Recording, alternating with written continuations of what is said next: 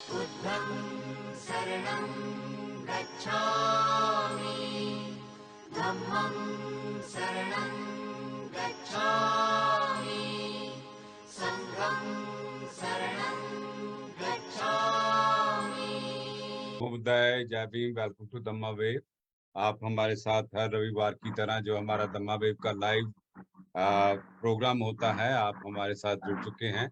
तो आपका हम बहुत बहुत धन्यवाद करते हैं। आप हमें हर रविवार लाइव देखते हैं और इस पेज को शेयर करते हैं और हमारा जो यूट्यूब चैनल है उसको सब्सक्राइब करते हैं। तो अगर आपका कोई भी दमा के रिलेटेड कोई क्वेश्चन है तो आप हमें कॉल भी कर सकते हैं। जो लाइव नंबर आप हमारे देख पा रहे हैं, जैसे 919667972248 के ऊपर, और you can call us at 4165780000 के ऊपर आप हमें कॉल कर सकते हैं। और उसके साथ ही अगर आपका कोई भी सजेशन क्वेश्चन हो, dhammawaves.info@gmail.com पर आप हमें ईमेल भी कर सकते हैं। So you can also follow us on Instagram dhamma.waves के ऊपर, और जो हमारा यूट्यूब चैनल है तो प्लीज उसे जरूर सब्सक्राइब कीजिएगा, क्योंकि अगर आप किसी कारण हमारे साथ आज लाइव नहीं जुड़ पा रहे तो आप हमें जो हमारा यूट्यूब चैनल है, सो एवरी वेंसडे को ये सारे का सारा प्रोग्राम हम वहाँ पे अपलोड कर देते हैं। आप हमें जो यूट्यूब के जरिए भी हमें आप हमें देख सकते हैं। सो आज का प्रोग्राम शुरू करते हैं। तो दम्मा वेव्स का जो पर्पस है सिर्फ ये एक ही है कि दम का सार प्रसार करना और बाबा साहब के मिशन का सार प्रसार करना। दम्मा वेव्स पर हर बोलने वाला अपनी बात के लिए खुद जिम्मेवार है, दमा वेव्स नहीं। हमारा मकसद बुद्ध धम्म और बाबा साहब के मिशन का प्रचार प्रसार करना है, ना कि किसी की भावनाओं को ठेस पहुंचाना। सो आज का जो प्रोग्राम जो हमारा आप पोस्टर देख पा रहे हैं, हमारे साथ वेनेबल भिक्खु सत्यानंद महाथेरो जी जो बाहर से हमें हमारे साथ जुड़े हैं, जो आज दम देशना देंगे। और उनके साथ ही हमारे साथ यंगस्टर और हमारे बहुत होनहार जो हमारी बेटी है, मिस सिमरन क्रांति, जो कनाडा में रह रही है। अ, उनसे भी थोड़ी सी जानकारी लेंगे दम के बारे में, बाबा साहब के मिशन के बारे में। आज का जो प्रोग्राम है, जैसे आप जानते हैं कि बहुत हम सैड हैं, दुखी हैं, क्योंकि हमारे आदरणीय परम कैंत, उनके एल्डर ब्रदर श्री जोगिंदर पाल कैंथ जी जो हमारे बीच नहीं रहे। और हम पूरी दमावेव की टीम बहुत इस वक्त सफरिंग दुखी मोड से निकल रही है। तो ही वाज द मैं और आदरणीय हरबंस बिरदी जी और सिमरन जी, हम संपोजियम में थे पिछले 2 हफ्ते पहले, और ब्रदर से मिलने का, बैठने का मौका मिला। He was very loving, kind and very respectful person. और हमने बातचीत की, 2-3 घंटे साथ में रहे, और एकदम वो हमें छोड़ के चले गए। तो ये he is going to be missed by family, friends and community. And हम यही सभी दमबंधुओं से यही प्रार्थना करते हैं, और आओ सब मिलके एक प्रेयर करें, में ही अटेन निभाना। इसी के साथ ही आज का जो प्रोग्राम हम शुरू करते हैं। तो जैसे आप जानते हैं कि हमारा जो फॉर्मेट होता है प्रोग्राम, सब जो पहली सेगमेंट होती है, हम आदरणीय वेनुगोपाल बनते जी से प्रोग्राम शुरू करते हैं। तो wherever you are, if you feel safe, please put your palm together. वंदना के साथ आज हम आज का प्रोग्राम शुरू करते हैं। नमो तस् भगवतो अरहतो सम्मा संबुद्धस्स। नमो तस् भगवतो अरहतो सम्मा संबुद्धस्स। नमो तस् भगवतो अरहतो सम्मा संबुद्धस्स। हम अभी याचना करते हैं बनते जी को। अहंग बनते तिसरनेन साहा, पंचशीलं धम्मं याचामि अनुंग अहं कत्वाशीलं देत में बनते। द्वितीयंपि अहंग बनते तिसरनेन सह, पंचशीलं धम्मं याचामि अनुंग अहं कत्वाशीलं देत में बनते। तृतीयंपि अहंग बनते तिसरनेन सह, पंचशीलं धम्मं याचामि अनंग अहं कत्वा शीलंग देत में बनते।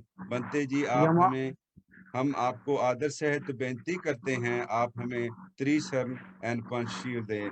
साधु साधु साधु। यमहं वदामि तं वदेत आम बनते अहं कहिए। आम वन्दे बनते। नमो तस् भगवतो अरहतो सम्मा संबुद्धस्स। आप 3 बार कहिए।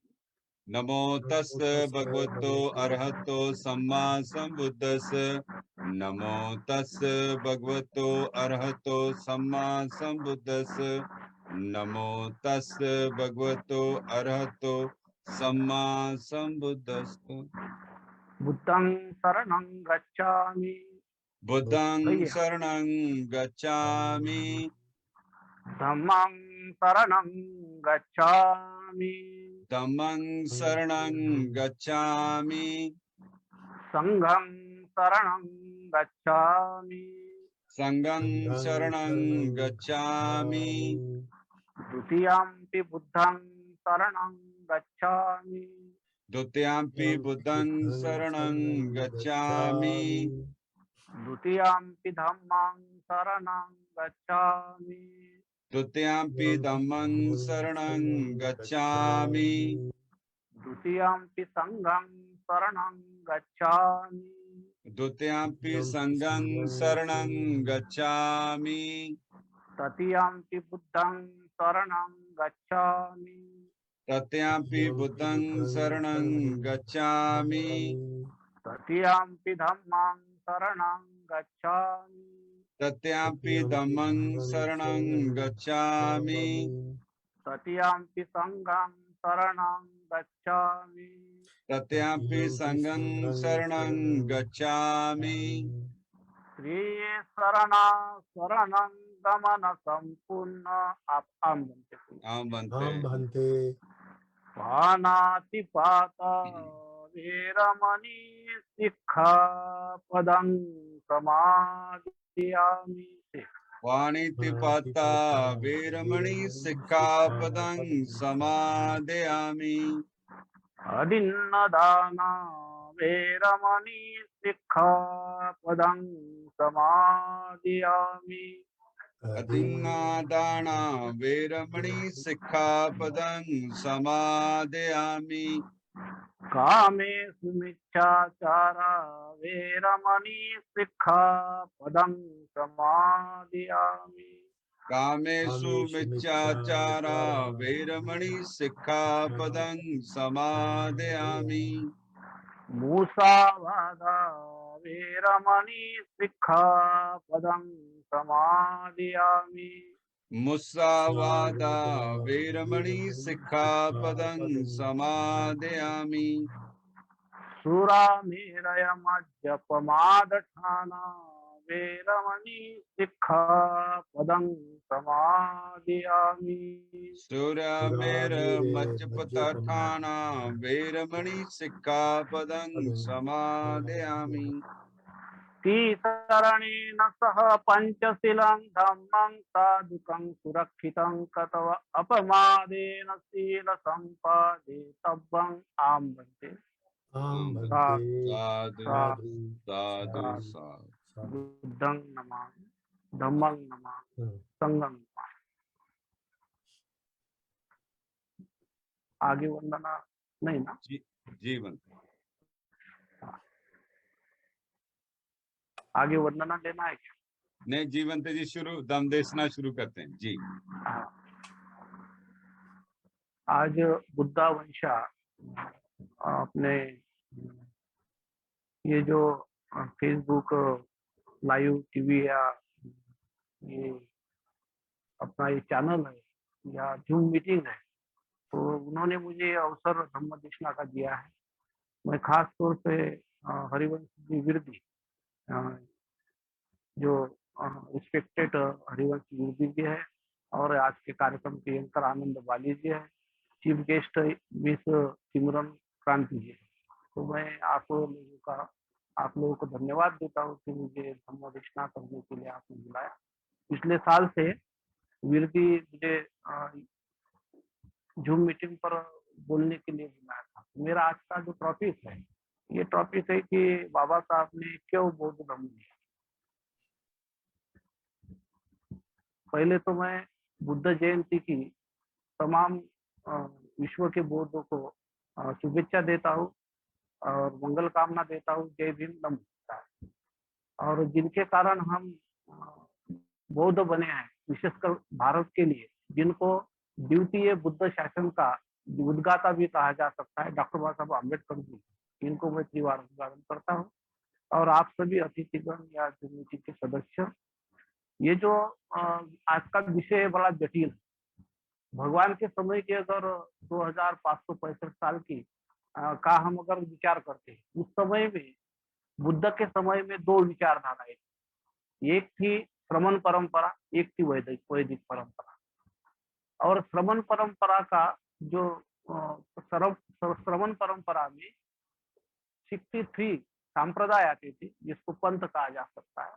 उसमें से प्रमुख 7 ऐसे परंपरावादी श्रमण थे, अजित केशकंबल, मक्खली गोसाल, संजय वेदटिपुत्र और भगवान महावीर। तो ये श्रमण परंपरा के लोग, श्रमण परंपरा वाले मनुवादी व्यवस्था या वैदिक विचार को नहीं मानते। और वैदिक विचारधारा में उस वक्त की समाज व्यवस्था का बहुत शोषण हो रहा, और उसी अवधि में बुद्ध ने ग्रह त्याग किया। और बुद्ध ने ग्रह त्याग करने के बाद, माने बोधिसत्व ने ग्रह त्याग किया, राजपाट त्यागा। और राजपाट त्यागने के बाद वो ज्ञान की खोज में, उनको जब बुद्धत्व प्राप्त हुआ, धम्म की जब उन्होंने खोज की, तो उन्होंने जब पाया कि उस समय में जो दुख के कारण क्रिएट किए गए थे मनोवादी व्यवस्था में, तो उनका ये कहना था कि दुख नसीब में है, भाग्य में, और दुख देने वाला, सुख देने वाला भगवान। ये विचारधारा वैदिकवादी थी। उस समय में हिंदू धर्म निर्माण हुआ ही नहीं था। हिंदू धर्म अभी ये एक हिंदू धर्म का, वैदिक धर्म के लोगों ने अनेक विचारधाराओं को हिंदू धर्म के नाम पर आज थोपा है, आज के समय में थोप दिया है। किंतु बुद्ध के समय में श्रमणवादी लोगों ने वैदिकवादी लोगों के विरोध में मोर्चा खोला था। और बुद्ध को जब बुद्धत्व की प्राप्ति हुई, तब उन्होंने पाया कि संसार में दुख है, दुख का समुदाय आर्य सत्य, दुख निरोध आर्य सत्य, दुख निरोधगामिनी आर्य सत्य, दुख निरोधगामिनी प्रतिपदा आर्य सत्य। अर्थात दुख है, दुख का कारण है, और दुख को दूर किया जा सकता है। तो ये मार्ग जब उन्हें मिला, तो उन्होंने पाया कि जो तथाकथित वैदिकवादी उस समय के, जो चातुर्वर्ण की नींव रखने वाले ब्राह्मणवादी लोग थे, उस ब्राह्मणवादियों ने, उस वैदिकवादियों ने उस समय में समाज व्यवस्था का बहुत शोषण किया था, यज्ञों के द्वारा, बलियों के द्वारा, यज्ञयाग के द्वारा, और राजाओं को भी उस मानसिकता का बनाया। इसीलिए बुद्ध ने अपने खोज पर ऐसी एक विचारधारा समाज को दी ज्ञान प्राप्ति के पश्चात, जो अष्टांग मार्ग दिया, जिसमें बुद्ध की खोज में उन्होंने पाया कि कोई दुख देने वाला भगवान नहीं है, कोई दुख देने वाला भगवान नहीं, और किसी नसीब में, किसी के भाग्य में दुख नहीं है। वो उन वैदिकवादियों ने निर्माण किया है, अप्राकृतिक है, और ब्राह्मणवादियों ने, मनुवादियों ने उस पर लोगों को थोपा है, उनकी मानसिकता को, उनके जो बुरे संस्कार है उस कारण से उनको हुआ। सेम वही सिचुएशन, उसी प्रकार की सिचुएशन बाबा साहब का जब जन्म लिया और जब वो पढ़ रहे थे, तब उन्होंने पाया कि भगवान बुद्ध के समय में भी ऐसी घटनाएं घटित हुई। ये उनको जब वो हाई स्कूल में 10वीं पास हुए, तब उनको ज्ञात हुआ। उस वक्त कहा जाता है कि किसी ने उनको बुद्ध का चारित्र ध्यान मतलब भेंट दिया, तो उनके मन पर बुद्ध का बहुत प्रभाव पड़ा। और उन्होंने उनका चारित्र पढ़ने के बाद उनको लगा कि मैं भारत की दशा बदल सकता हूँ बुद्ध के बाद। और ये बुद्ध के विचार है, जो मनुवादी व्यवस्था के विचार, ब्राह्मणवादी व्यवस्था के विचार, चार वर्ण भेदों के विचार, उच्च नीचता के विचार, समता मतलब असमानता के विचार, और जो ये असंस्कार लादे गए, ये जो मानसिक गुलामी लादी गई, उसको बाबा साहब ने देखा बुद्ध के मार्ग के सिवाय, बुद्ध का जो मार्ग है, इस बुद्ध के मार्ग के सिवाय, भगवान बुद्ध के मार्ग सिवाय हो नहीं सकती। इसीलिए उन्होंने बुद्ध के इसमें वो सभी बातें, जैसे उस समय में भगवान बुद्ध ने उस वक्त के जो सम्राट राजाएं थे, राजाओं थे, उन राजाओं का माइंड अपने विचारों से बदलाया। जैसे राजा प्रसेनजीत, राजा बिंबिसार, राजा कौशल, राजा प्रसेनजीत, मगध राजा बिंबिसार, ये लोगों को अपने विचारों में उन्होंने बदलाया। और उस वक्त की समाज व्यवस्था को बुद्ध की विचारधारा अपने जीवन को सुखी करने वाली है। और आज बाबा साहब ने जब देखा कि मैं अगर इस विचारधारा से, ये विचारधारा मेरे समाज को देता हूँ, तो इस जरिए से लोगों में वो सोच पैदा होगी। जैसे बुद्ध ने एक आंदोलन खड़ा किया, बुद्ध ने आत्मा के विरोध में किया, देवी देवता के विरोध में किया, राजाओं को किस तरह से राज करना है। बुद्ध एंड इस धम्मा में डॉक्टर बाबा साहब अम्बेडकर जी ने लिखा कि उस वक्त के महाविजेता राजा जो थे, उस राजा को उन्होंने जो विचारधारा बताई कि आप जो अराजकता मची हुई है, जो चोरी उचक्के मचे हुए हैं, जो उस समय में राज करने वाले लोग थे वो करप्शन में फंसे थे, एक महाविजेता राजा का किस्सा भगवान बुद्ध ने बताया। तो सेम उस समय में बुद्ध ने उस महाविजेता राजा को बताया कि किस तरह से यज्ञ करना है, लोगों को जो बेरोजगार है उनको रोजगार देना है, जो लोग मतलब इस प्रकार के हैं कि जिनको जिस बातों की आवश्यकता उनकी पूर्ति करना है, तो वो लोग सुखी होंगे। और ये इस प्रकार का यज्ञ कहा जा सकता है।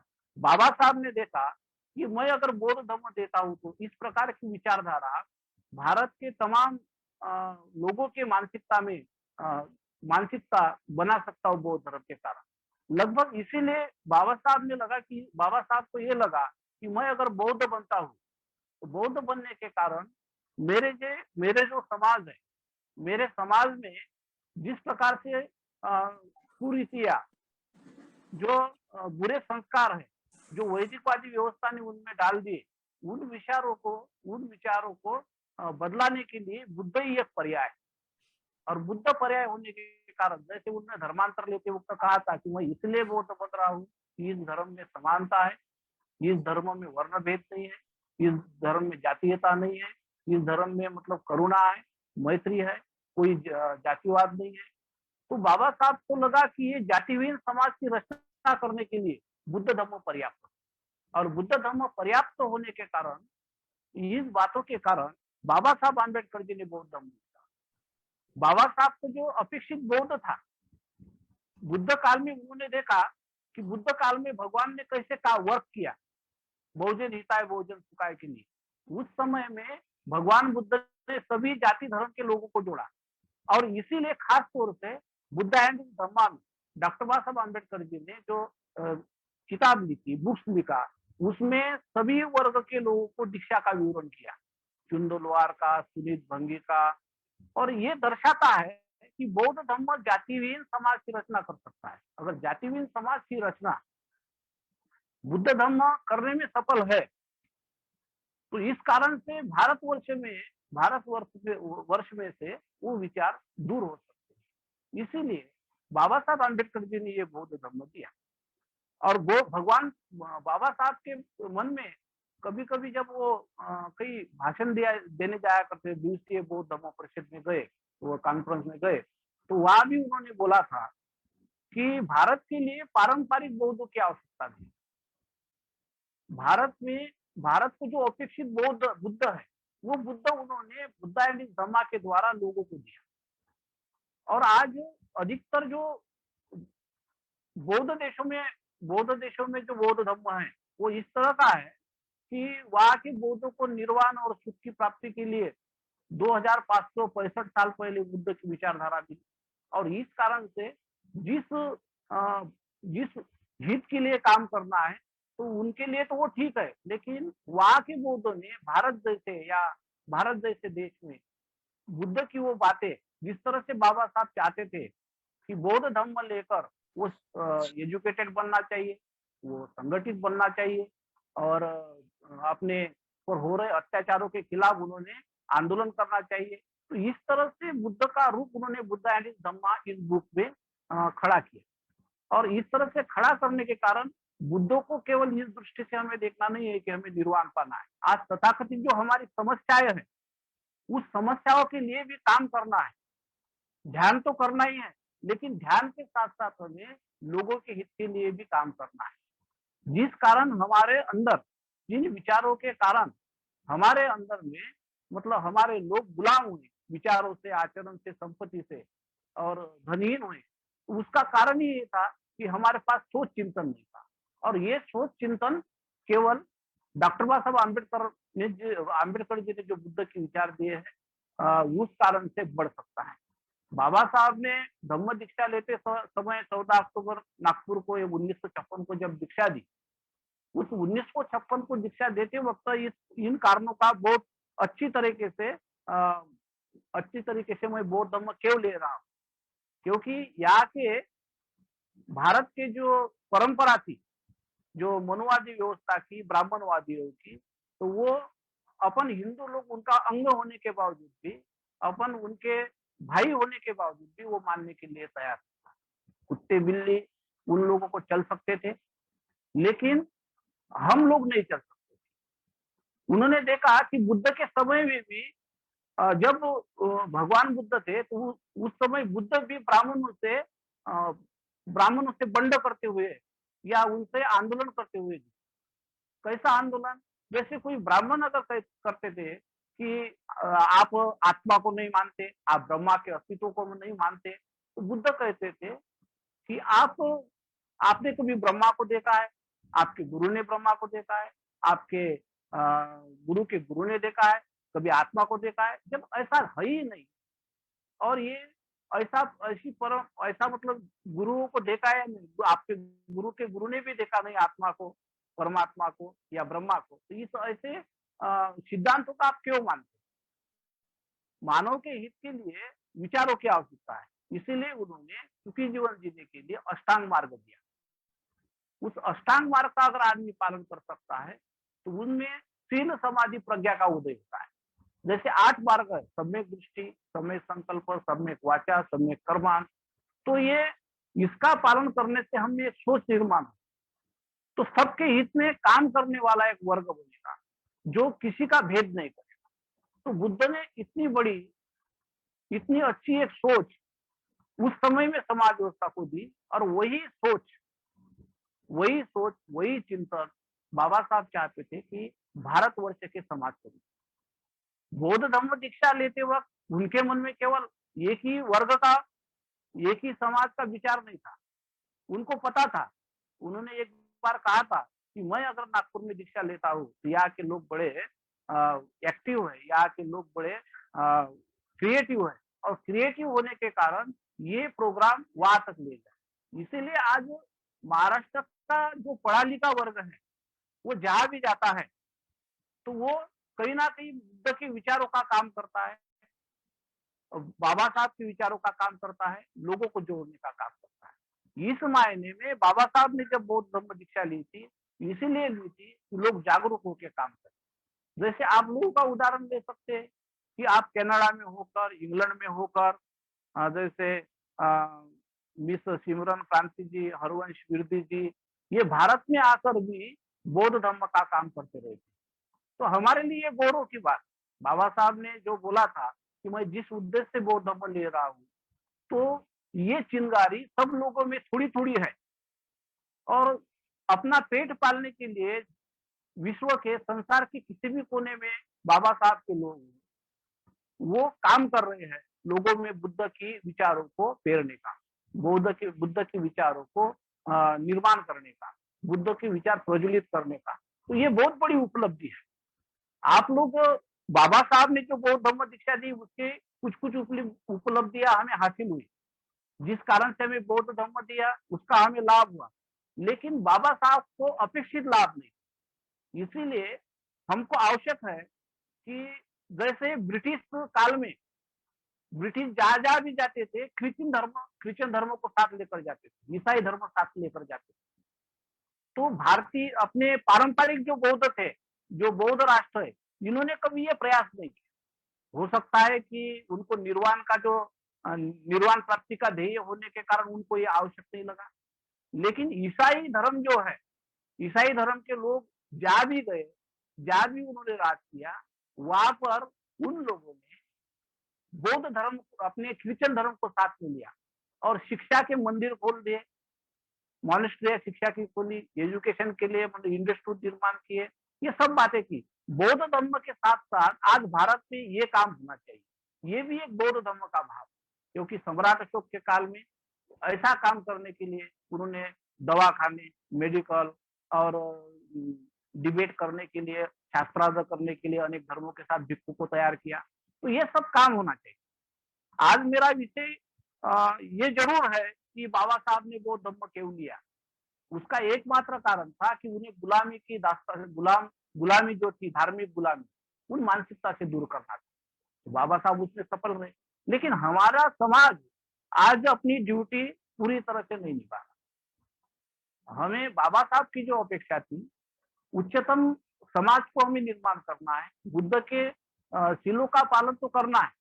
कुछ कुछ लोग बौद्ध धर्म को ऐसा समझते हैं, आज तो ऐसी विचारधारा भारत में कुछ निर्माण हुई कि ध्यान को ही बौद्ध धर्म समझ लेते, विपश्यना को ही बौद्ध धर्म समझ लेते। विपश्यना बौद्ध धर्म का भाग जरूर है, लेकिन सामाजिक जो बुद्ध है, उस बुद्धों को लोगों में पढ़ाने की आवश्यकता है, उस रूप में बुद्धों को सामने रखने की आवश्यकता है, फिर सदाचार का समाज बनाने की आवश्यकता है।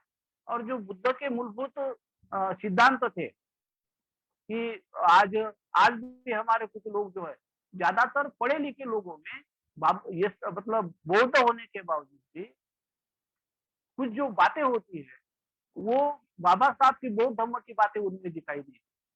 केवल कुछ लोग लेबल से बौद्ध होते हैं, विचारों से बौद्ध नहीं होते, आचरण से बौद्ध नहीं। बौद्ध बाबा साहब ने जिन उद्देश्य से बौद्ध धर्म दिया था कि इन बुद्ध के विचारों को पढ़कर समतावादी विचार, मैत्री के विचार, करुणा के विचार, प्रत्यक्ष समुत्पाद के विचार और अष्टांग मार्ग के विचार, तो ये विचार जो है इस तरह से लोगों में फैलाने के लिए हमें काम करना था। और बाबा साहब चाहते थे कि ये वर्ग क्रिएटिव जब बनेगा, जो महाराष्ट्र का जो वर्ग है, विदर्भ का जो वर्ग था, इसीलिए मैं एक प्रयोग कर रहा हूँ, ऐसा बाबा साहब ने कहा। और धर्मांतर के कारण तो उन्होंने मैंने बौद्ध धर्म दीक्षा क्यों ली, इस भाषण में बताया है। तो ये कारण बौद्ध धर्म लेने के थे। तो आज हमें आवश्यकता है कि बुद्ध को केवल भगवान के रूप में लोग स्वीकार करते। बुद्ध को संस्कार के लिए अगरबत्ती लगाना आवश्यक है, बुद्ध को फूल चढ़ाने की आवश्यकता है, लेकिन भगवान समझकर अगर हम ये करेंगे, प्रतीकात्मक रूप से हम लोग बुद्ध को फूल चढ़ाते हैं, तो बुद्ध का धर्म फूल चढ़ाना नहीं है, बुद्ध का धर्म है सदाचारी धर्म। जैसे पंचशील में 5 सदाचार दिए, किसी प्राणी मात्र की हिंसा न करना, चोरी न करना, व्यभिचार न करना, झूठ न बोलना और शराब न पीना। उसके बाद अच्छे बौद्ध बनने के लिए उन्होंने 4 व्रत दिए, 2 अष्टमी, 1 अमावस और 1 पूर्णिमा। बाबा साहब ने जब धर्मांतर जिस दिन किया था, उस दिन बाबा साहब ने व्रत रखा था, जिसको आर्य उपोषण व्रत बोलते हैं, अष्टसी। आप बौद्ध धर्म के दीक्षा का इतिहास या बाबा साहब की वो बात पढ़िए, जो नागपुर में उन्होंने दीक्षा ली थी, तो उन्होंने, बाबा साहब ने कहा कि आज मैं शाम का भोजन नहीं करूंगा। केवल भोजन ना करने से बौद्ध नहीं होता, उसके साथ साथ 8 शील मायने रखते हैं। तो इस तरह से हम परिवार को बनाएंगे तो परिवार में सदाचार आएगा, शील आएगा, शील का निर्माण होगा और उससे हमें अनेक प्रकार के लाभ मिलेंगे। तो बुद्ध का ये जो सिद्धांत है बड़ा बहुआयामी है, जिससे परिवार में सुख मिल सकता है, परिवार में आर्थिकता बढ़ सकती है, क्योंकि नैतिक आचरण हमें बढ़ता है, सदाचार अगर हमें बढ़ता है तो बुरे जो कर्म होते हैं, बुरे विचार होते हैं, हमारा पैसा खर्चा नहीं। अगर हम अच्छी तरह से रह सकते हैं, शील सदाचार से रहेंगे, तो बुरे मित्रों की संगत नहीं होगी, बुरे मित्र नहीं बने। वैसे ही हम लोग अगर शील का पालन करेंगे तो अनेक बुरे विचारों से हम बचे, जिस कारण से हमारे साथ बुरे मित्र होते हैं बुरे मित्र की संगत नहीं करो, जिस कारण से हमको बहुत सारा लाभ होगा। तो बुद्ध ने इसीलिए ये जो विचार दिया, तो बाबा साहब ने भी एक दिन क्यों न हो, 6 दिसंबर तक, 14 अक्टूबर से लेकर 14 अक्टूबर से लेकर तो 6 दिसंबर तक ने उन्होंने बौद्ध धर्म का पालन। वैसे तो वो बौद्ध थे ही, लेकिन बौद्ध धर्म दीक्षा लेने के बाद उन्होंने जिन विचारों का पालन किया वही विचार समाज में लागू इसलिए का। तो आज मैं चाहता हूँ कि हमारे देश विदेश में बसे बसे बौद्ध भाई बहनों ने ये प्रयास करना चाहिए कि बाबा साहब आम्बेडकर जी ने जातिहीन समाज की रचना के लिए काम किया। हम बड़े संकट में, एक ही समय में हमारे ऊपर दो दो जवाबदारियां हैं। लोग चाहते हैं कि हम पारंपरिक बौद्ध बने, कुछ लोग चाहते हैं कि हम बाबा साहब को अपेक्षित बौद्ध बने। तो बाबा साहब को अपेक्षित बौद्ध बनने का मतलब ही है कि आज हमें बाबा साहब की दृष्टि से बौद्ध बौद्ध लोग होने की आवश्यकता है, बौद्ध ने आचरण करने की आवश्यकता है। और कुछ सालों के बाद जैसे बौद्ध देशों में बौद्ध लोग हैं, तो वो समय आने के लिए हमें कम से कम 2-3 साल की तो आवश्यकता है, 200-300 सालों की आवश्यकता है। आज हमें अनेक विचारों से काम करना है, जैसे शिक्षा के लिए भी बौद्ध को काम करना है।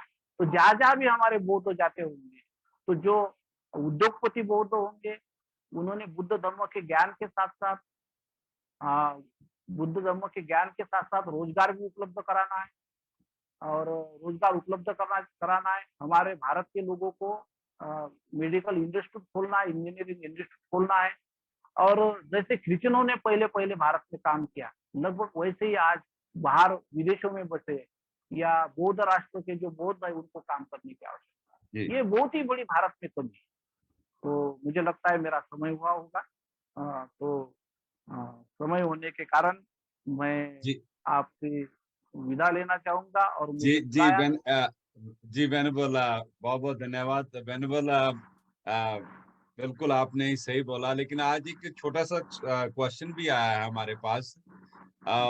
कभी कभी ये फील होता है वेनुबल कि जो लोग अपने आप को दिन रात बाबा साहब का नाम जपते हैं, बहुत जोर जोर से अपने आप को अम्बेडकराइट बोलते हैं, लेकिन जब हम दम की बात करते हैं तो बड़ा कई बार डिसअपॉइंटिंग होती है। तो कुछ लोग ऐसे सवाल पूछते हैं हमें, तो हम वो सवाल का जो उत्तर है आपसे जानने की कोशिश करेंगे कि जब लोग कुछ बोलते हैं कि अगर हम अम्बेडकराइट हैं तो हमें बुद्धिस्ट होना जरूरी है। वैसे देखा जाए तो बुद्धिस्ट होने की आवश्यकता है, क्योंकि जैसे भारत में तो लेबल से मतलब धर्मांतरित बौद्ध होने की आवश्यकता है। और बौद्ध अगर वो बनेगा सर्टिफाइड बौद्ध बनने से एक अल्पसंख्यक वर्ग बनेगा, तो उसको जो एससी की सुविधाएं लेने की आवश्यकता नहीं होगी। एससी की सुविधा उनको लेने की आवश्यकता अल्पसंख्यक बनकर होगी। और जैसे ही बौद्धों की संख्या बढ़ेगी, आज अम्बेडकराइट लोग जो है उनकी संख्या, जो बुद्ध को तो मानते हैं लेकिन अलग अलग जाति लिखते हैं, और वो बुद्ध के अनुयायी नहीं, प्रशंसक है। लेकिन अगर वो बौद्ध बनते हैं तो हम बौद्ध राष्ट्र को बोल सकते हैं कि भारत के बौद्धों पर बहुत सारा अन्याय अत्याचार हो रहा है, उनकी प्रताड़ना हो रही है, उनको शिक्षा से वंचित किया जा रहा है, और शिक्षा से, सत्ता से, और यहाँ पर तो मतलब नौकरियां जो है, जैसे सरकारी नौकरियां, वो खत्म कर दी गई। तो इसीलिए हमें सर्टिफाइड बौद्ध बनने की आवश्यकता है, ताकि बौद्ध राष्ट्र में हेल्प कर। और हमारी संख्या ज्यादा होने से, उतनी संख्या में दिखने से, उतनी संख्या में हमें लाभ, नौकरियों में, सत्ता में, और जहां जहां भी हमें लाभ लेने वाले पाएंगे। इसीलिए ये तो आवश्यकता है। पढ़े लिखे होने के बावजूद अगर लोग स्वीकार नहीं करते इन बातों को, तो वो किसी बात को डर। मुझे तो ये अच्छा लगता है कि विदेश में जाकर आप लोग बच गए, क्योंकि या तो ये डर ही नहीं रहेगा आपके पीछे। तो वैसे आप लोगों ने तो हमारे भारत के लोगों को वहां ज्यादा बड़ी तादाद में बुलाना चाहिए, कम से कम वहां एक वर्कर बनकर तो काम कर सकता है। तो इसीलिए जरूरी है, बहुत जरूरी है कि वो बौद्ध, और पढ़े लिखे लोगों ने बनना है, सदाचार मतलब आचरण से भी बनना है, और सर्टिफाइड बौद्ध भी बनना है। तो ये आवश्यक ही है। और ये उनका कथन जो है, पढ़े लिखे लोगों का, अम्बेडकरी लोगों का, कि धर्म लेना कोई आवश्यक नहीं है। तो बाबा साहब को एक प्रकार से धोखा देना है। 1956 के जो उन्होंने धर्मांतर किया, उसको धोखा देना है, अपने आप को धोखा देना है, और आने वाली पीढ़ी को उनको कुछ भय डर नहीं लग रहा कि आने वाले समय में हम पर क्या संकट है। अगर पहचाने, वो संकट को अगर पहचाने, तो वो निश्चित ही बौद्ध बन सकते हैं, और जी बौद्ध बनने के लिए उन्होंने भी प्रयास करना जी, बहुत बहुत है। और धन्यवाद बंते जी, बिल्कुल सही बोला आपने कि ये बाबा साहब को धोखे देने की बात है कि अगर अगर बाबा साहब को आप पूर्ण रूप से आप नहीं मानते। तो बंते जी आपका बहुत बहुत धन्यवाद। हम चाहते हैं कि आप दमावेव को और हमारे जो दमावेव की टीम है और जितने भी हमारे पास से हमारे भाई बहन जो हमारे देख रहे हैं उनको आशीर्वाद दें। और हम चाहेंगे कि आप फिर इसी तरह सामान निकाल कर दमावे को अपना जरूर समा दीजिएगा। धम्मवेश में जरूर जरूर मैं समय दूंगा। और हरिवंश गिरदी ने जो बार बार मतलब संपर्क किया, एक बार किया था, एक दो बार उन्होंने, और मैसेज भी मुझे करते रहते हैं, तो मैं उनका शुक्रगुजार हूँ। मैं उनके प्रति कृतज्ञता व्यक्त करता हूँ कि इस जूम मीटिंग में मुझे जोड़ा।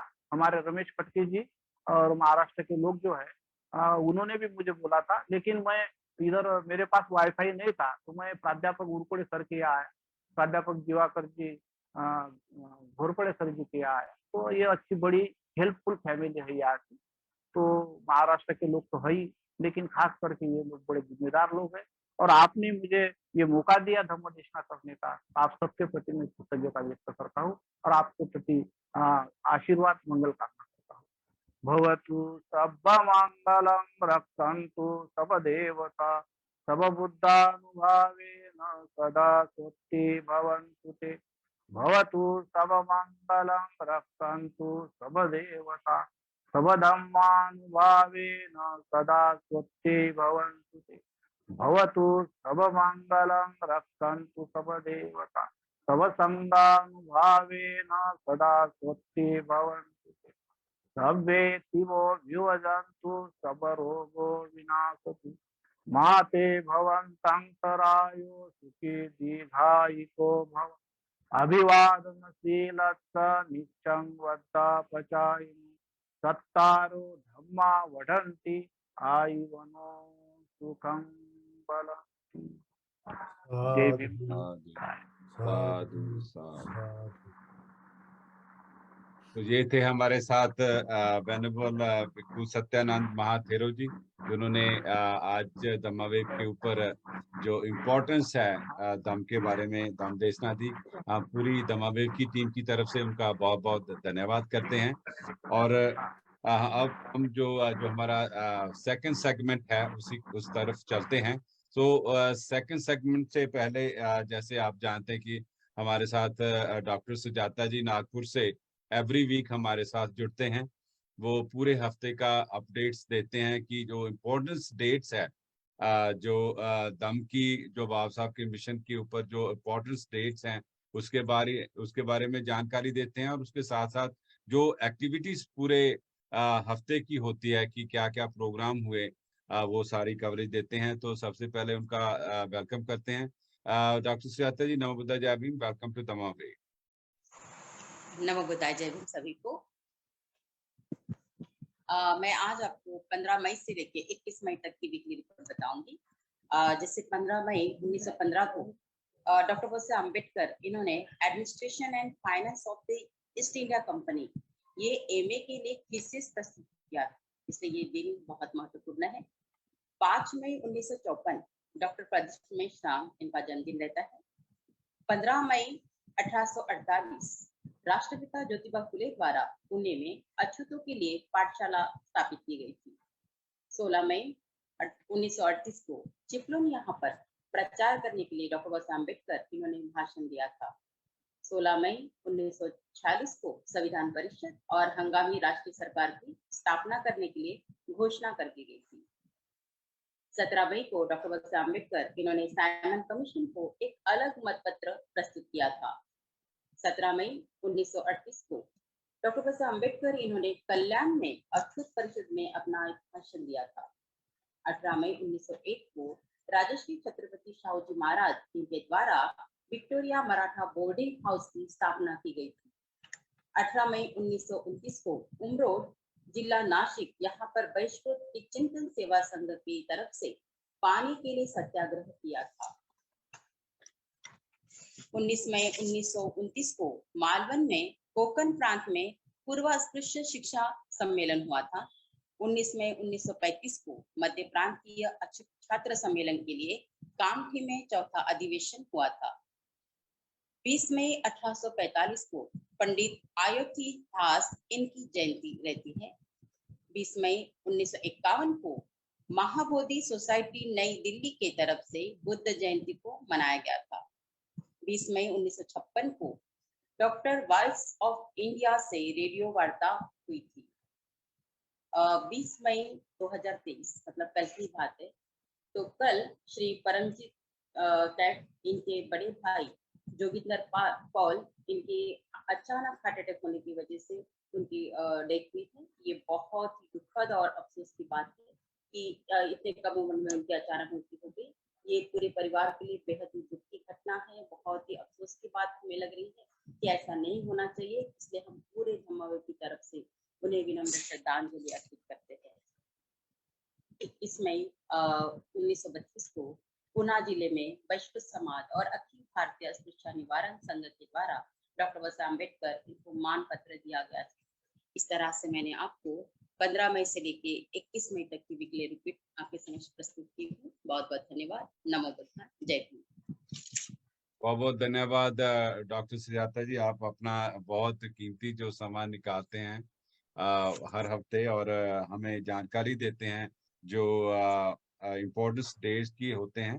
तो बहुत बहुत धन्यवाद। क्योंकि आज हम मन खुश नहीं है क्योंकि जो हमारे आदरणीय भाई साहब हमें छोड़कर गए हैं 2 हफ्ते पहले उनके साथ मुलाकात हुई। मन बहुत उदास है, दुखी भी है कि ऐसा हमारे जो भाई ऐसे छोड़ के जाते हैं जिनकी कम्युनिटी को समाज को बहुत बड़ी देन होती है, तो उनकी जो कमी है वो हमेशा हम महसूस करते रहेंगे। तो बहुत बहुत धन्यवाद। तो अभी हम जो हमारा लास्ट जो सेगमेंट है, जैसे आपने पोस्टर के ऊपर देखा कि हमारे साथ जो हमारी यंगस्टर हमारी बेटी गेस्ट स्पीकर है सिमरन क्रांति। She is very well known personality हैं। बहुत सारे लोग आप उनको जानते भी होंगे, लेकिन फिर भी मैं थोड़ा सा उनके बारे में बताना चाहूँगा। सिमरन क्रांति जो डॉटर ऑफ लेट मक्खन क्रांति उनकी बेटी है। और जो मिशन की जब हम मिशन की बात करते हैं, दम की बात करते हैं, तो बचपन से ही उसको मिशन मिला और दम भी उसको उसी जन्म के साथ जो जो उनके पिताजी की तरफ से उनको मिला। और लेकिन क्योंकि जो स्ट्रगल है, परिवार की स्ट्रगल है, और परिवार की स्ट्रगल के साथ साथ वो अपना काम के लिए अपनी एजुकेशन को कंप्लीट करने के लिए कनाडा में है। और हमें उनके साथ मिलने का और उसकी जो परफॉर्मेंस है, मैं थोड़ा सा उसके बारे में बताऊंगा। तो जो परफॉर्मेंस वो आर्ट थिएटर के साथ जुड़ी है, जो की है, it was phenomenal, it was wonderful, excellent। और हमें दिखता है कि वो जो आने वाला समय है इस बेटी का, वो बड़ा ब्राइट और बड़ा फ्यूचर हमें ब्राइट दिखता है। तो थोड़ा सा उसकी एजुकेशन में बारे में, she is community theatre performer है और डिग्री होल्डर है। और जो आर्ट के साथ पंजाब लवली जो प्रोफेशनल यूनिवर्सिटी से, वहाँ से वो उन्होंने एजुकेशन किया है। अभी जो सेंटिनियल कॉलेज जो टोरंटो के अंदर है, वहाँ पे अपनी जो एजुकेशन कंप्लीट कर रही है। तो एक बड़ा अच्छा कोट उन्होंने अपने बायो में इंट्रोडक्शन में लिखा, जो आपके साथ मैं शेयर करना चाहता हूँ। क्योंकि कभी कभी जब ऐसे जो हमारी बेटियां जैसे कोट शेयर करती हैं, तो बड़ा हमें वो एनकरेजमेंट मिलती है कि ऐसे जब छोटे बच्चे ऐसी चीजें सोचते हैं, तो उनका फ्यूचर जो हमारी आने वाली जनरेशन को कैसे ये गाइड कर सकती हैं। So she said, she's always remind that quote, art speaks where words are unable to speak। तो जब आप अपने मुंह से अपने शब्दों से कोई बात बोल नहीं पाते, अगर तो फिर आप अपनी आर्ट के जरिए उसको लाखों लोगों की तरफ लोगों को दिखाते हैं। तो इस कोड के साथ हम दमावे पर उनका वेलकम करते हैं और आओ और उनसे बातचीत करते हैं। सो सिमरन जी, सबसे पहले नमो बुद्धाय, जय भीम, वेलकम टू दमावे। नमो बुद्धाय, जय भीम सभी साथियों को। सबसे पहले मैं श्रद्धांजलि अर्पित करना चाहूंगी जो हमारे साथी हमसे बिछड़ चुके हैं, माननीय जोगेंद्र पाल कैंप जी को। सो श्रद्धांजलि अर्पित करना चाहती हूँ उनको, और यही वादा करते हैं कि जैसा समाज उन्होंने बनाना चाहा था, जैसा वो चाहते थे कि ऐसा समाज, जैसी मूवमेंट से वो जुड़े थे, उस मूवमेंट को हम आगे लेके ऐसे ही जाते रहें। जैसे आज मैं सोच रही थी आज का प्रोग्राम शायद नहीं हो पाएगा, लेकिन फिर भी ये प्रोग्राम हो रहा है, और यही है कि मूवमेंट चलती रहनी चाहिए, क्योंकि उनका भी यही संदेश था जो हमसे बिछड़ चुके हैं। सो सबसे पहले उनको श्रद्धांजलि, उसके बाद सभी साथियों को नमो बुद्धाय, जय भीम। माननीय भिखु सत्यानंद महाथिरो जी, माननीय योग आनंद बाली जी, माननीय योग हरबंस बिरदी जी, डॉक्टर सुजाता जी, बहुत बहुत धन्यवाद मुझे धम्मा वेव्स पे इनवाइट करने के लिए। जी। तो सिमरन, पहले शुरू में मैं ये जानना चाहूंगा कि आपका जो बचपन है, क्योंकि आपके मैं कुछ वर्ष पहले जलंधर में था, तो बाबा साहब की बर्थ सेलिब्रेशन पर बहुत सारे फंक्शन अटेंड करने का मौका मिला। तो मैं एक चीज नोटिस की कि हर फंक्शन के अंदर एक बैनर लगा होता था, आपके पिताजी का पिक्चर था, और साथ में एक अच्छा उन्होंने उनका नाम और कोटेशन मेरे को, तो मैं एक दो बार तो मैं थोड़ा इग्नोर किया क्योंकि मैं उनके बारे में जानता नहीं था। तो फिर मैंने चरणदास संधू और बलदेव भारद्वाज जी जो जलंधर में हैं, उनसे ये जानने की कोशिश की जे आदरणीय मक्खन क्रांति जी कौन है। तो फिर उन्होंने बताया कि ऐसे ऐसे, तो बड़ा अच्छा लगा कि क्योंकि जो हमारा कर्तव्य क्या है, ड्यूटी हमारी क्या है कि जो हमारे लोग हैं, हम उनको रिकॉग्नाइज करें। जैसे आपने बिल्कुल बताया कि आज का जो शो है, मैं भी आउट ऑफ टाउन था, मैं भी रात को 2 बजे पहुंचा हूँ।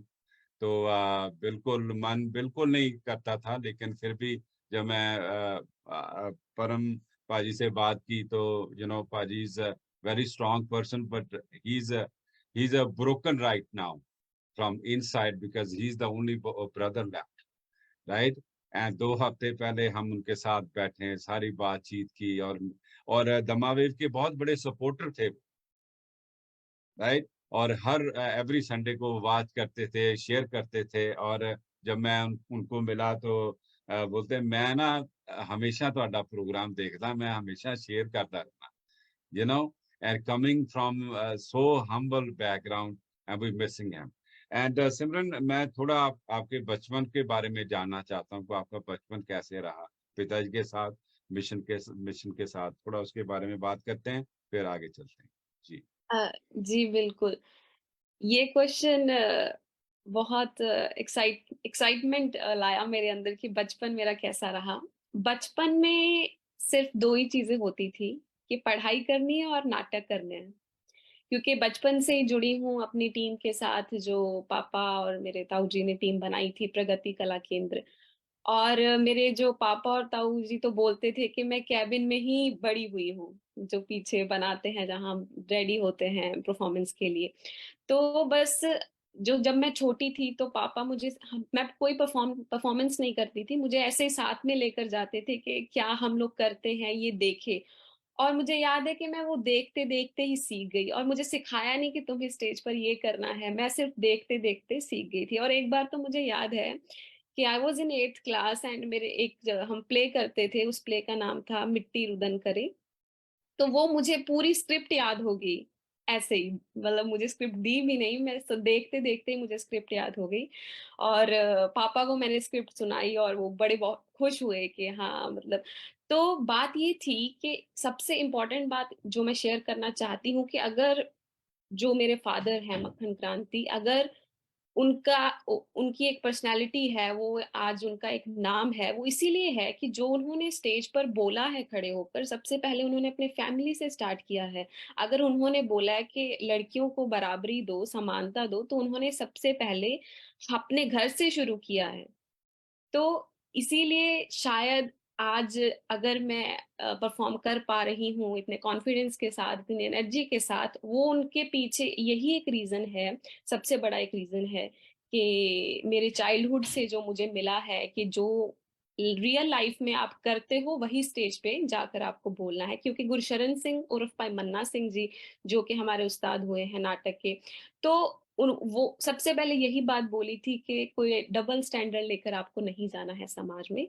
तो यही शायद मुझे लगता है कि सक्सेस पाने का और एक बढ़िया तरीका है। जी जी। और सिमरन बिल्कुल आपने सही बोला कि हम जब अपने कल्चर की बात करते हैं तो सबसे पहले जो ब्राह्मणवाद ने हमें हमारा सबसे पहले क्या डिस्ट्रॉय किया, हमारा कल्चर डिस्ट्रॉय। ये तो आज हम आप जैसी बच्चियों को से प्रेरणा हम देते हैं और लेते भी हैं, और हम ये कहते हैं कि जो जो कल्चर अलोप किया, जैसे आपने वैंकूवर में आप अभी 2 घंटे पहले आप एडमिंटन जो कनाडा की शहर है वहां से लैंड हुए, पूरी रात आपने एयर के ऊपर ट्रैवल किया, फिर भी यू लुक्स वेरी फ्रेश। और जो कल्चर के जो जरिए जो लोगों को जागृत करने का आप काम करते हैं, माता सावित्री बाई फुले जी का आपने प्ले किया वहां पे वैंकूवर में कई स्टेजों के ऊपर, इट वाज माइंड ब्लोइंग। और पिन ड्रॉप साइलेंट थी, जो बच्चे थे वो, मैं कई कई जो बच्चे यंगस्टर थे उनकी आंखों के आंसू आने लगे, जैसे द वे यू परफॉर्म। तो जो यंगस्टर हैं, जो हमारे जो बहुत सारे जो हमारे यंगस्टर स्टूडेंट कनाडा में भी आए हुए हैं, उनके लिए आपका क्या मैसेज? सबसे पहले मैं थोड़ा पीछे जाना चाहूंगी, जैसे आपने बोला कि उन्होंने कल्चर को कैसे ट्रैप किया हुआ है। तो जी उससे पहले मैं कम्युनिटी थिएटर करती थी बिफोर माय ग्रेजुएशन। ग्रेजुएशन मेरी परफॉर्मिंग आर्ट्स थिएटर में है। तो जब थिएटर प्रोफेशनल में आई, तब पता चला कि कैसे ये ट्रैप किया हुआ है। मैं थोड़ा सा यहाँ पे बताना चाहूंगी कि जब हम फर्स्ट ईयर में थे तो हमें पढ़ाया गया नाट्य शास्त्र। नाट्य शास्त्र विच इज कंसिडर्ड एज पंचम वेद। तो ये देखो, उसमें भी सारी मिथ मतलब बनाकर वो सारा एक जो हमें सिलेबस दिया जाता है, हालांकि उसमें पढ़ाया हमें रस और ये सब जाता है, विच इज वैल्यूएबल, बट उसको कैसे अपने उसके साथ रिलेट किया है उस ब्राह्मणिकल कल्चर ने, वो एक इतिहास के साथ। और उसके बाद अगर आप कल्चर ट्रैप करने की बात करते हो, जब जब जब टेलीविजन आए थे इंडिया में, तो आपने देखा होगा कि सबसे पहले उन्होंने किस चीज पे, उन्होंने दूरदर्शन वो चैनल चलता था उसके ऊपर महाभारत और रामायण, जो महाभारत बी आर चोपड़ा और रामानंद सागर जो उसने डायरेक्टर थे रामायण, तो उन्होंने कैसे, क्योंकि अब लोगों के दिमाग में ऐसा एक बना दिया कि ये देखो ये है जो हमारे देवता है ये, मतलब वो कैसे ट्रैप कर लिया, और लोगों के दिमाग में देखो अभी तक वो चीज घूम रही है, वो बन रही है। और मुझे लगता है कहीं ना कहीं हम इन सब चीजों में पीछे रह चुके हैं कल, बिकॉज हमने वहाँ सिंपोजियम में भी यही डिस्कस किया, जो हमारे रिकमेंडेशंस थे, हमारे चैलेंजेस थे, कि आर्ट को उन्होंने इतना ट्रैप कर दिया है। और हमारा जो कल्चर है, हमारा जो बौद्ध धर्म का कल्चर है, हमारा जो इंडस वैली का कल्चर है, वो हम कल्चर बता नहीं पाए हैं। सो आर्ट यहाँ बहुत इंपॉर्टेंट रोल प्ले करता है, एज मैंने अपनी कोटेशन में भी लिखा है। और ये यूथ के लिए, मेरा जो आपका सवाल था, यूथ के लिए जो मेरा सुजेशन यही है कि सबसे पहले अपना होना और पहचान क्या है हमारी, ये इम्पोर्टेंट है। अब सिंपोजियम भी हुआ है वहां पे, हम इंडिया में भी काम किया है, पंजाब में काम किया है, तो क्या है कि लोग अपनी कास्ट छुपा कर रहते हैं कि पता ना लग जाए कि हम क्या हैं। मैं ये बात यूथ को बोलना चाहती हूँ कि if we are aware and if we have that much knowledge कि हमारे महापुरुष क्या हुए हैं, हमने क्या किया है, हमारा कल्चर क्या था पीछे, तो हम कभी भी हाइड नहीं करेंगे कि हम कौन हैं। तो ये मेरा सबसे बड़ा उनको मतलब ये मैसेज है कि सबसे पहले हमें पढ़ना होगा, हमें जानना होगा कि हम क्या हैं। हम वो एजुकेशन जरूर लेते हैं जो हमारे यूनिवर्सिटी कॉलेज का जो एक होता है सिनेरियो, वो सारी हम वो एजुकेशन तो हम लेंगे ही लेंगे, लेकिन हमें उसके लिए उसके बाद डबल मेहनत करनी होगी ये जानने के लिए कि हमारा साथी कौन है, हमारा दुश्मन कौन है। तो ये मेरा एक मैसेज है। बिल्कुल बिल्कुल, जैसे आपने बोला कि इतिहास को प्रमोट किया गया और इतिहास को डिस्ट्रॉय किया गया, तो हमें हमें क्या है कि आपके जो स्टेज के माध्यम से इतिहास को फिर प्रमोट करना है।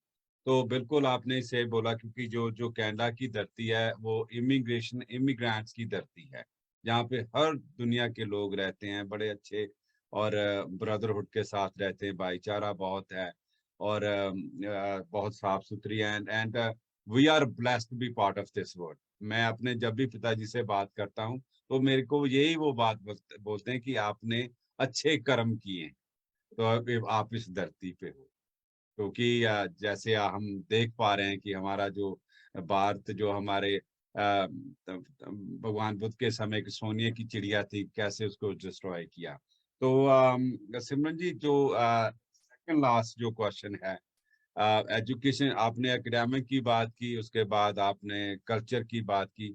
अभी हम देख पा रहे हैं क्योंकि जो बाहर से और दूसरे देशों से जो स्टूडेंट आ रहे हैं, वो अपने साथ जो एक जो गंदा कीड़ा जो उनके जन्म के ही जब पैदा होते हैं उसके दिमाग के ऊपर इंसर्ट किया जाता है कि कास्टिज्म का। तो जो सिंपोजियम में एक हमने पार्ट भी रखा था और जिसके अंदर आपने देखा कि बहुत सारे, जैसे हमारे नॉर्थ अमेरिका के शहर हैं, बर्नबी हो या Toronto, TDSB Toronto school education board की बात करते हैं, फिर अपना सियाटल की बात करते हैं, तो अभी बिल पास हो रहे हैं, तो काफी चीजें आ रही हैं। क्या कभी आपको, क्योंकि आप इंटरनेशनल स्टूडेंट हो टोरंटो की धरती के ऊपर, कभी आपने महसूस किया कि आपके साथ कुछ ऐसा वर्बली, जहाँ कोई इंटेंशनली कुछ ऐसा आपके साथ हुआ हो, तो थोड़ा you don't have to share the entire information, you can share that, और उसी को हम रिलेट करेंगे कि कैसे हमने जो दम्मा वेव की टीम है हमारे टोरंटो के अंदर, बहुत सारे मिशनरी ग्रुप हैं, कैसे हमने यूनाइट होके उसके ऊपर एक प्रोग्राम लॉन्च करना है। So if you ever feel anything, please share with us. मैंने सिंपोजियम में भी बोला था कि मेरा अभी तक यहाँ तो कोई पर्सनल ऐसा एक्सपीरियंस नहीं रहा है।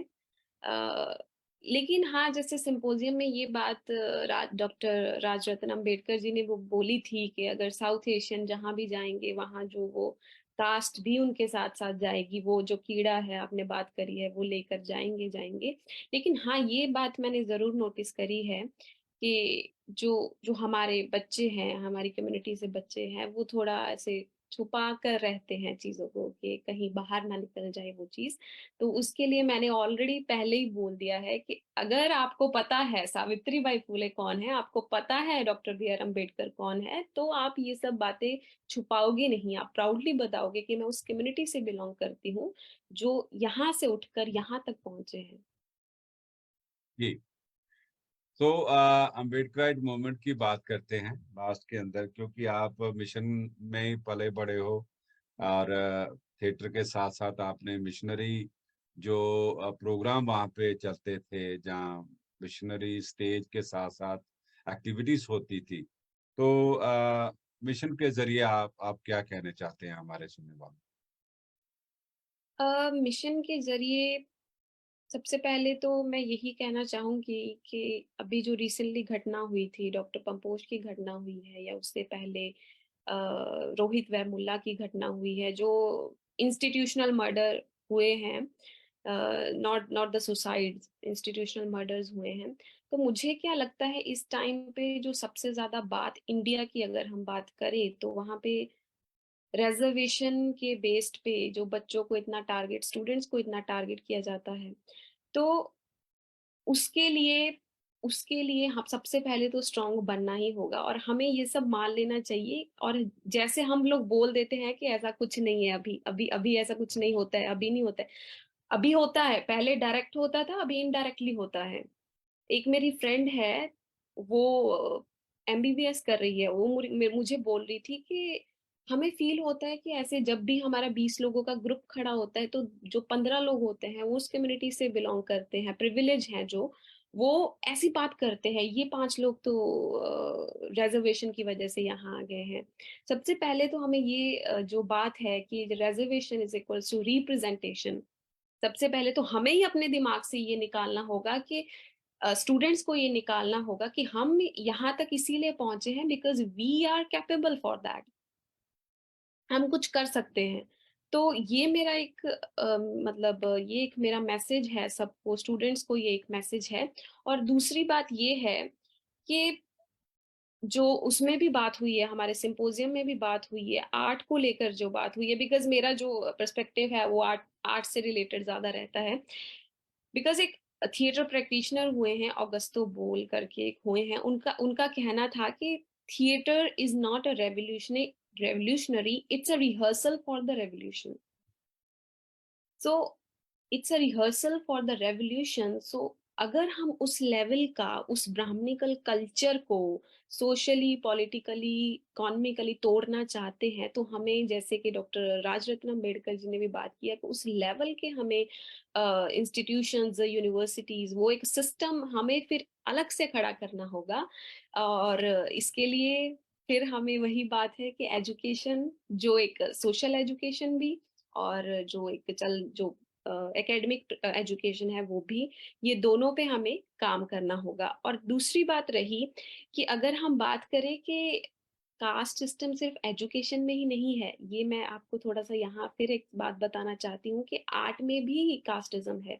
अभी अब जब हम केरला की बात करते हैं, केरला में जो ट्रेडिशनल एक फोक थिएटर फॉर्म है, कुडियाट्टम करके, तो उसमें जो परफॉर्म कर सकते हैं वो एक कम्युनिटी है, चख्यार चख्यार कम्युनिटी, वही परफॉर्म कर सकती है, चख्यार कास्ट है एक। तो अगर जब हम classical singing, classical music, classical dance की बात करते हैं, तो भी एक वो पारंपरिक चला आ रहा है ये सारा सिस्टम, कि उनको ही गद्दी अगर हम देंगे, उनको ही हम सिखाएंगे जो इस कम्युनिटी से, इस कास्ट से बिलोंग करते हैं। तो हमें ये सारे पर्सपेक्टिव देखने पड़ेंगे कि कहाँ कहाँ कहाँ क्या सब जगह ही कास्टिज्म जो है। तो मेरा यही है कि पढ़ें और इस चीज को समझें ये है क्या, ना कि हम ये फील करें कि हम तो ये हैं, हमें चुप ही रह जाना चाहिए। हमें समझना चाहिए, हमें एनालिसिस करना चाहिए कि क्यों हो रहा है हमारे साथ, जैसा कि सिंपोजियम में भी हमने करा है। सिंपोजियम में मुझे, क्योंकि ये मेरा फर्स्ट फंक्शन था कनाडा में इतना बड़े लेवल का जो मैंने अटेंड किया है, जिससे मुझे ग्लोबल पर्सपेक्टिव मिला है, सोचने का एक अलग नजरिया भी मिला है। उससे पहले मैं सोच रही थी मैं इंडिया वापस चली जाऊंगी और इंडिया में काम ज्यादा करने वाला है, लेकिन वहां सिंपोजियम में आकर मुझे लगा कि यहाँ पर भी काम होने वाला है। सो समझें, पढ़ें, और बस बाबा साहब का जो मिशन है उसको ऐसे ही आगे लेके जाते रहें। जी, बहुत बहुत धन्यवाद। ये हमारे साथ मिस सिमरन क्रांति, डॉटर ऑफ लेट मक्खन क्रांति, जो हमारे आज के गेस्ट स्पीकर हैं। तो सिमरन जी, क्योंकि प्रोग्राम का समय हो चुका है, तो आखिर में मैं चाहता हूं कि आप हमारे यंगस्टर, क्योंकि हमारी बहनें जो काफी प्रोग्राम को देखती है और शेयर भी करती हैं दूसरे अपने ग्रुपों के साथ, तो जो यंगस्टर हैं वो क्योंकि आप मिशन के परिवार में ही पैदा हुई हैं, तो यंगस्टर जो हैं वो उनका मिशन प्रति और दम के सार प्रसार क्या फर्ज होना चाहिए, तो ये अपने जो एक मैसेज जरूर दे, ताकि वो उसको फॉलो करके जो मिशन और दम के सार प्रसार का हिस्सा बने। अ, सबसे पहले तो मैं यही कहूंगी कि एक लड़की होने के नाते, एक औरत होने के नाते यही कहूंगी कि जो लड़कियां हैं, हमारी कम्युनिटी की जो लड़कियां हैं, सबसे पहले तो ये पहचाने वो है क्या एक्चुअल में। वो तो नहीं है जो समाज उनको बना रहा है, वो खुद क्या है, उनकी खुद की स्ट्रेंथ क्या है। और खुद की स्ट्रेंथ जानने के लिए उनको हमारे जो महापुरुष हैं उनकी कुर्बानियां हैं, जो रमाबाई अंबेडकर, झलकारी बाई है, जो उन सबको पढ़ना होगा, उन सबको जानना होगा। और दूसरा है कि मैं हर बार ये बात बोलती हूँ, जब भी मैं कहीं जाती हूँ, मैं ये बात बोलती हूँ कि अगर हम इस कम्युनिटी में हैं, तो हमारी डबल रिस्पॉन्सिबिलिटी है। हमारी डबल रिस्पॉन्सिबिलिटी है खुद को जानने की, और कौन सा समाज हमारे ऊपर हावी है उस चीज को समझने की, अपनी पहचान होने की। सो मुझे लगता है कि जो सिंपोजियम में भी बात बोली गई थी कि uplift our culture notion what we are. So ये मेरा एक उनको भी मैसेज है लड़कियों को कि निकलो, बाहर निकलो। और क्योंकि ये टू बी ऑनेस्ट ये एक बहुत कॉमन सी बात है, मैंने अपने परफॉर्मेंस में भी बोला था कि जो नीतू अरोड़ा जी की एक पोएम जो मैंने बोली थी कि खतरनाक औरतें, औरतें वही खतरनाक होती हैं जो किताबें उठा लेती हैं। So it's time to like किताबें उठाने का टाइम है ये, ना कि सिर्फ उनको पढ़कर छोड़ दिया जाए। एनालिसिस करने का ये टाइम है, आओ हम लोग पढ़ें, एनालिसिस करें।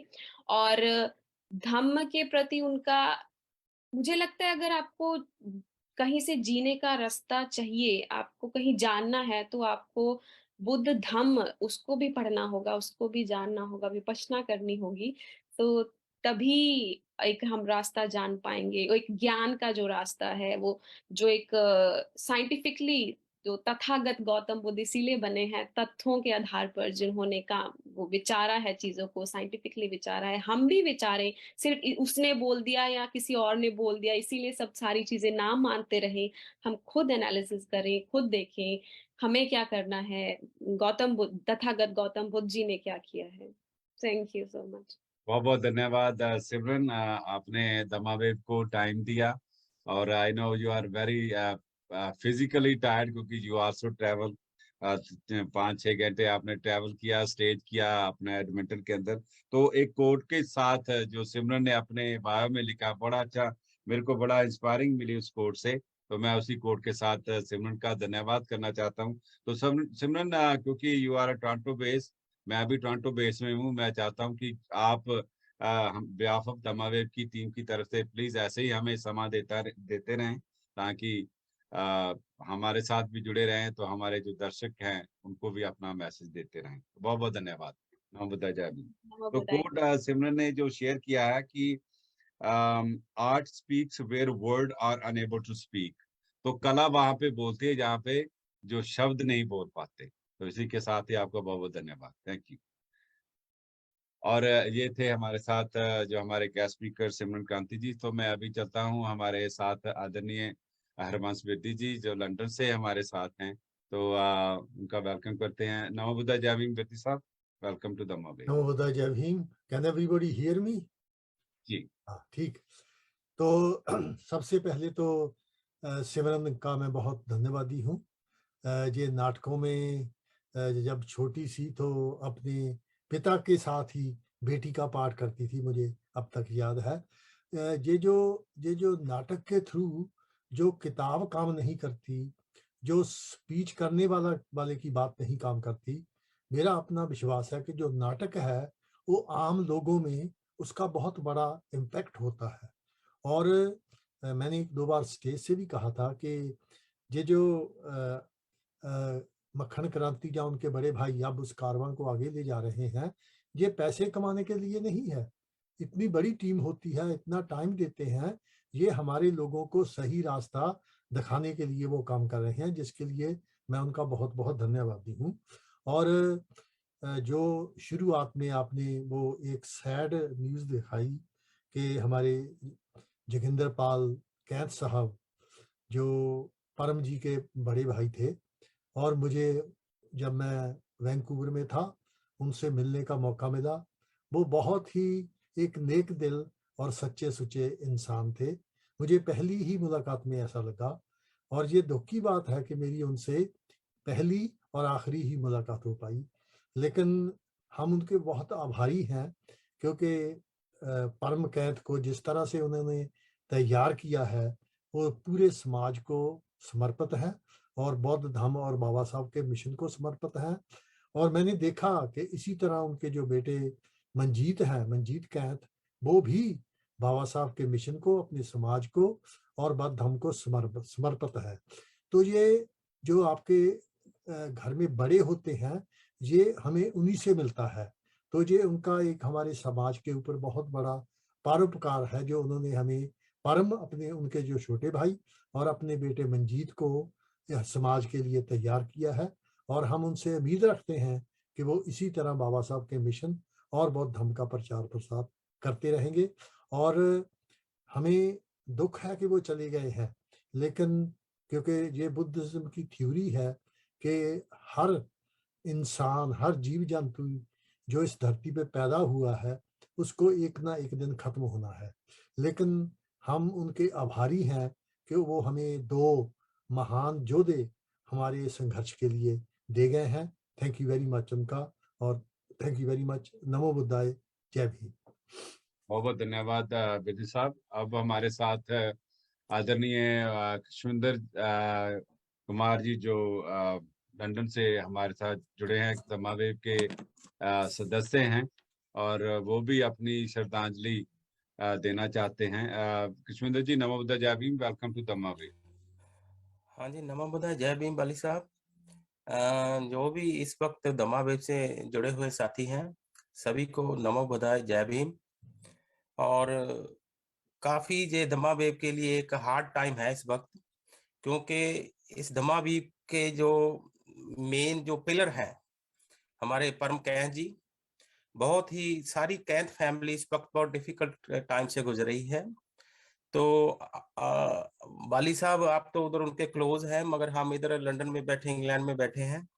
तो इतना ज्यादा दुख है कि बेशक मैं जोगिंदर पाल जी से मिला कभी नहीं हूँ, मगर उनके बेटे मंजीत कैंथ से 2007 में जब मैं इधर से इंग्लैंड से गया था उधर, तो मंजीत कैंथ एक ऐसा लड़का है कि बहुत ही एक्टिव है। सो उन्हीं से मैं ये फीलिंग देख रहा हूँ इस वक्त अपने माइंड में कि उनके जो डैडी है उन्होंने कैसे उनको पाला पोसा होगा।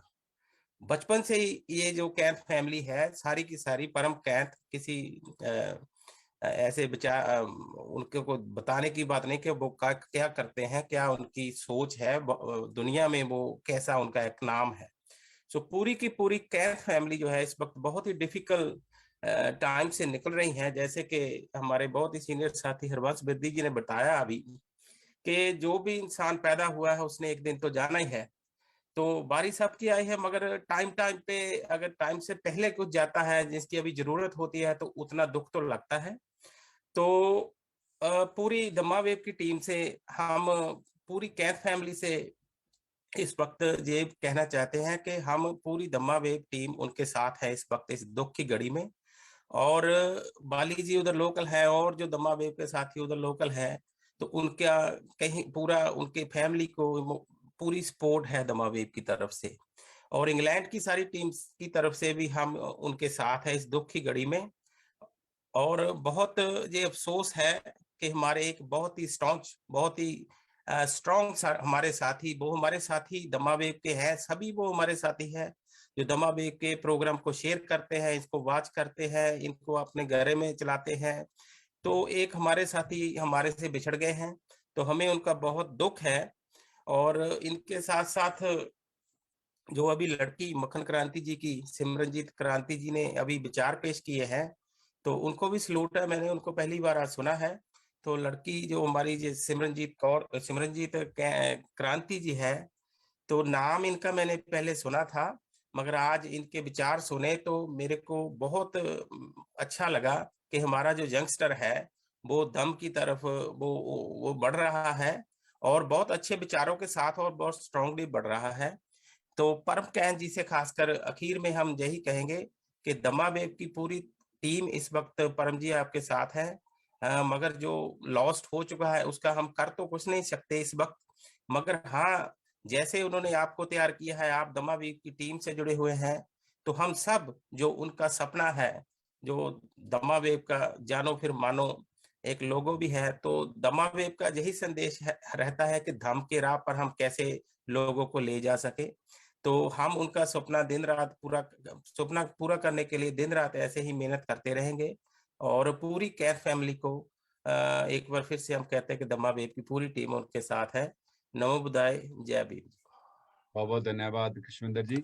और मैं अभी चलता हूँ हमारे साथ आदरणीय महेंद्र सलन जी, जो टोरंटो से हमारे दमा वेब की टीम के सदस्य हैं, वो भी श्रद्धांजलि देना चाहते हैं। सलन साहब, नमो बुद्धाय जय भीम, वेलकम टू दमा वेब। नमो बुद्धाय जय भीम सारे साथियों ਨੂੰ मैं पहले तो बंते जी को नमन करता हूँ एंड स्पेशली हमारे जो गेस्ट है सिमरन क्रांति जी, वो हमारे लोकल ही हैं, उनको बहुत धन्यवाद करता हूँ क्योंकि जो हमारे यंग जनरेशन हैं इसके साथ ही लगे, क्योंकि हम तो बुजुर्ग हैं, जो हमारे बच्चे आने वाले हैं तो दम के साथ जुड़ते हैं तो बड़ी खुशी होती है। तो स्पेशली हम हमारे कैंस साहब जी के साथ हैं, हम उसके साथ क्योंकि हम लास्ट मंथ गए थे वहाँ वैंकूवर, तो उनके ब्रदर के साथ भी बात हुई थी। तो हम ये बड़ी दुख की बात है कि क्योंकि हमारे बीच हमारा भाई नहीं है अभी, तो ये है भगवान बुद्ध के जो उनके नियम है उसके साथ ही चलना पड़ेगा हमें भी। तो हम सभी कैंथ फैमिली एंड मंजीत फैमिली के साथ हैं, सभी दमा वेब की तरफ से जो हमारी फैमिली है उनकी तरफ से हम आपके साथ हैं। यही हम कहते हैं कि जब भी हम मिलें हम बड़ी खुशी से मिलें। उनके जो बच्चे हैं, जो ग्रैंड किड्स हैं वहाँ वैंकूवर में, उनका भी साथ दें। तो मैं यही हमारी फैमिली एंड दमा वेब की फैमिली के तरफ से यही कहना चाहता हूं कि हम आपके साथ हैं। Please be happy and safe. Thank you. जय भीम। बहुत बहुत धन्यवाद सलन साहब। और यहीं पे आज का जो प्रोग्राम हम समाप्त करते हैं। सो आज का जो दिन है, क्योंकि मन तो दुखी है, लेकिन जैसे सिमरन बेटी ने बोला कि शो मस्ट गो ऑन। हमें उनका जो हमारे ब्रदर जोगिंदर पाल जी ने भी हमें यही शिक्षा दी कि इसको आगे लेके जाना है। तो आज का प्रोग्राम यहीं पे समाप्त करते हैं। लत्थी में शरणंग वरंग आयंग बुद्धो में शरणंग वरंग एतेन सच व जेन होतु जय मंगलंग। लत्थी में शरणंग वरंग आयंग धम्मो में शरणंग वरंग एतेन सच व जेन होतु जय मंगलंग। लत्थी में शरणंग वारंग आयंग संगो में शरणंग वारंग एतेन सच व जेन होतु जय मंगलंग। साधु साधु साधु। हमारा दमा वेब का जो लोगो है, जानो फिर मानो, और दम का दान सबसे उत्तम दान माना जाता है।